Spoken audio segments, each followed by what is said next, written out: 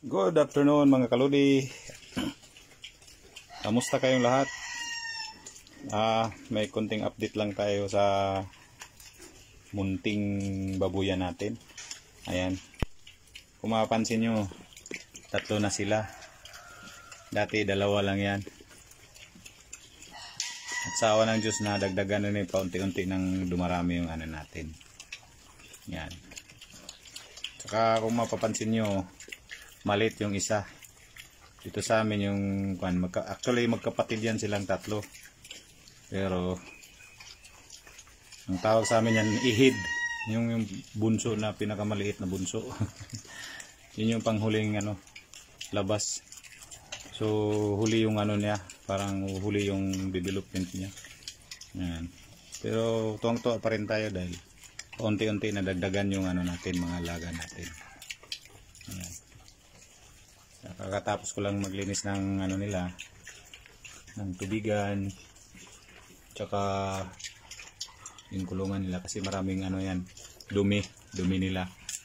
Kasi yung di alam ng iba, yung baboy talaga habang kumakain yan nagdudumi yan minsan, ihi tsaka dudumi, kaya kailangan talagang bantayan at linisin lagi para hindi madaling magkakasakit yung mga alaga nyo. Yan. Mapansin nyo mayroong kangkong saka maliban sa feeds. Nilalagyan ko talaga yan. Sinasadya ko yan dahil gustong gusto din nilang kumain ng kangkong maliban sa feeds. Yan yung pa-snacks ko sa kanila. Pero parang minsan mas pinili nila yung kangkong. Yan o. Yan, marami pang feeds pero nakain na nila ng kangkong. Mas nasasarapan sila sa kangkong.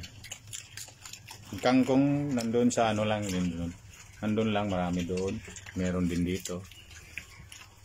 Tsaka yung ginagawa ko, iniipon ko lang dito sa pantumbigan nila para hindi matuyo.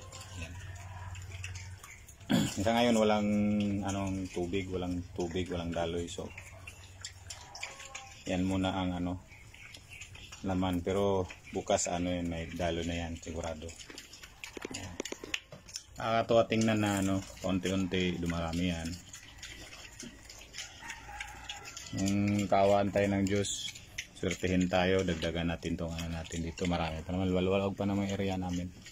Yan, pwede pang magdagdag ng marami doon, pwede din. Pera na lang yung kulang. Kaya tulungan nyo ako na kahit share at saka lang, subscribe lang sa YouTube ko at saka sa Facebook ko, follow sa Facebook page ko.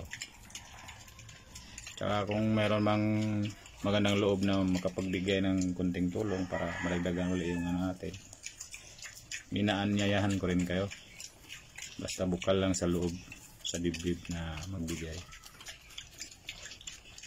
Maraming salamat naman sa kung meron, dahil wala tayong budget ngayon sa bus na yung budget natin. Yung bahay kasi lagi pa natin pinapagawa, hindi pa natapos, kaya medyo nahihirapan tayong konti lang naman.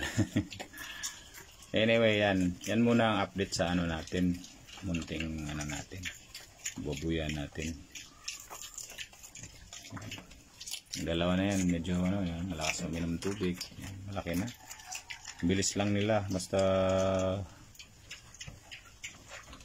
panatilihin lang malinis yung kulungan nila. Kasi para ganado silang kumain. Baka iwas sakit na rin. Yun lang naman ang doon, rest doon. Kaya